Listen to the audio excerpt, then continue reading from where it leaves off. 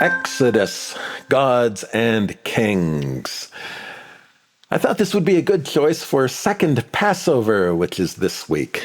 For those who don't know, Second Passover is for people whose circumstances didn't allow them to celebrate it at the regular time of year. In decreeing it, Moses used the example of a man returning from a long journey, which has led many people to believe that the date may have some future significance in regards to a return of Jesus. Well, while we're waiting, let's check out this fantastic 3D experience. If I maintained a 3D best of list, I'm sure I would be adding this one to it. This is a big, brawling, epic movie that offers a wide variety of things to see. But let's start with the small, like the holes in the netting of his head covering here. Such minor, impossible detail. Often in a 3D conversion, this sort of thing gets purposely blurred or ignored because of the impossible amount of detail involved in separating it out from its background. But in a natively shot movie such as this, clothes and stray threads and hair act as a kind of glue which pulls the shot together. And notice the reflection on this plate. It rotates to each eye, creating a realistic glimmer. A conversion team would never add in such a twinkle effect. One of the reasons 3D conversions won out over natively shot 3D is the ability to avoid stray light. It's naturally occurring misalignment, but misalignment all the same. But in small amounts, it's perfectly fine. It wasn't until I saw that glimmer that I actually realized that this was a natively shot movie. The scenes were so well composed with consistent color. The actors were well defined while in relatively close quarters that for a while it just looked like a conversion doing what a conversion does best. Natively shot 3D is often a mix of extremes. Things are too far apart or they're too close together. Balance is rarely found. This, however, is nearly perfect. The closest thing to 3D ham that I found here is so understated that it doesn't really feel showy at all. There are frequent shots of something, usually a wheel, right in front of the camera. It makes for both an amazing 3D shot, yet you have a tendency to look right past it and get pulled deeper into the frame. This experience sucks you in. You are not seeing the 3D so much as you are living inside of it. It's an impressive experience.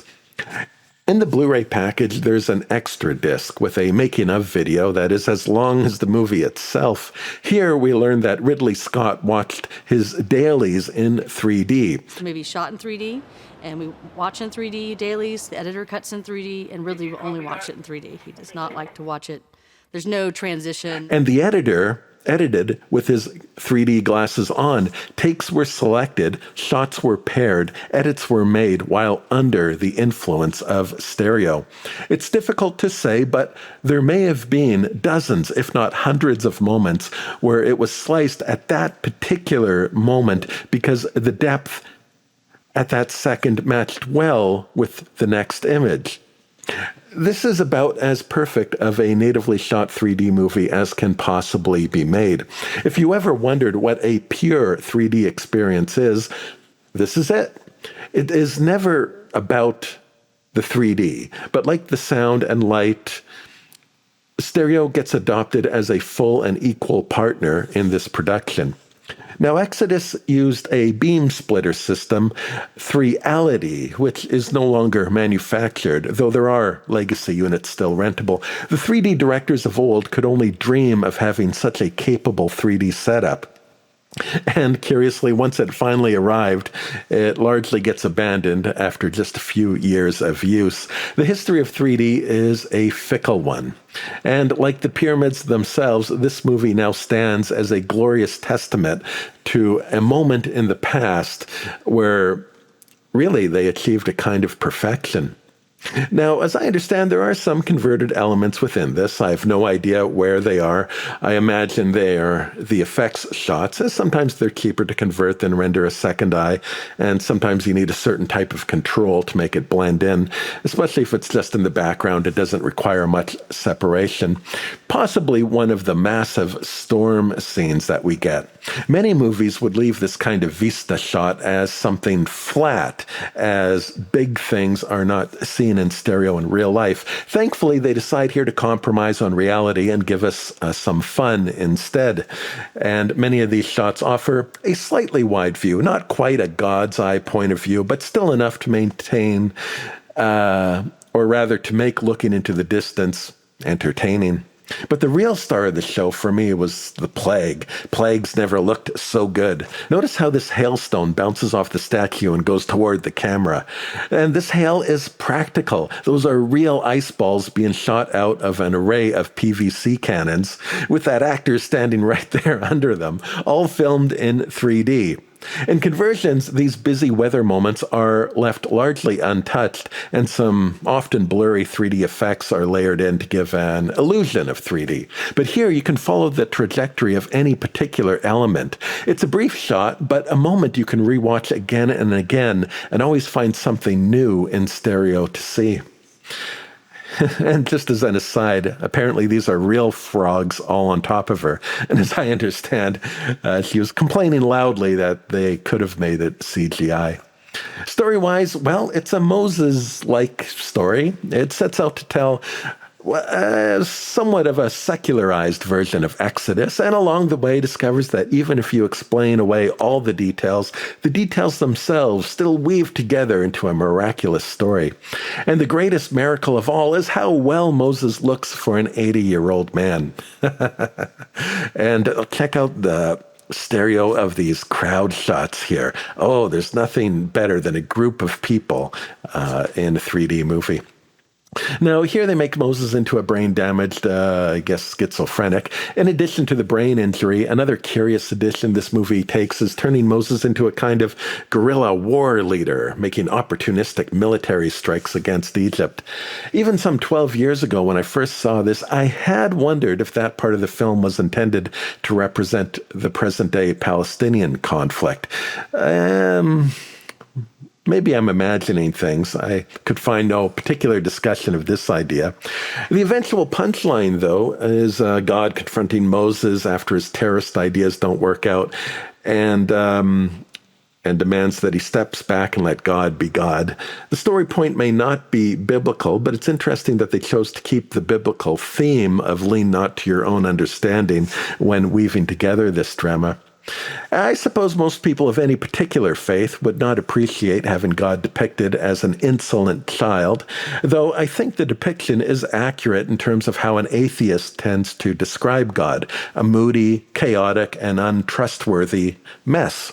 And to an extent, the Bible would even agree. The Book of Lamentations and even Ecclesiastes offers a similar description, though it's not so much of God, but of the world, though I think most people see no distinction between the two. And what I found fascinating here is usually movies are all about trying to proclaim a position. Here, not so much. Even if things work out in a predicted way, it is never quite comfortable with saying God did it. I imagine it might say, if you can part the waters, why then did you make us run through the mountains? What's going on here? And really the central question comes down to, is God in control? And I don't really think you need the Bible to answer that one. If God is in control, then seatbelts are the greatest act of blasphemy ever conceived. And if I may be so bold, I think the Bible even lines up with that. There are failures in the Bible. God's plans don't always work out. God himself is sad. The Apostle Paul writes plainly that God told him to stay out of Jerusalem, and his refusal led to his execution. God didn't punish him, he just didn't follow what he was told to do. Abraham was told to leave his homeland, and Abraham refused to do it and ended up in hard times for 10 years. Now, unlike Paul, there was an eventual plan B for Abraham, but he wasn't miraculously plucked out of his mistake. He had to walk the consequences out. And it seems for us to be free, it requires that we be interacting with a world that also has some degree of freedom and self-determination. And that's kind of chaotic, which gives us a question I think this movie supports. If Moses was late to the Red Sea, would it have still parted? Was he led to a certain place and time? And if so, was there a plan B? Or maybe this was plan B. Imagine a scenario where they didn't need to spend hundreds of years in Egypt. What if there were 100 other plans and a dozen or even 100 other Moseses who didn't succeed because they thought they had better ideas about how things should happen and that they came to nothing, and we just happened to know about the one who listened?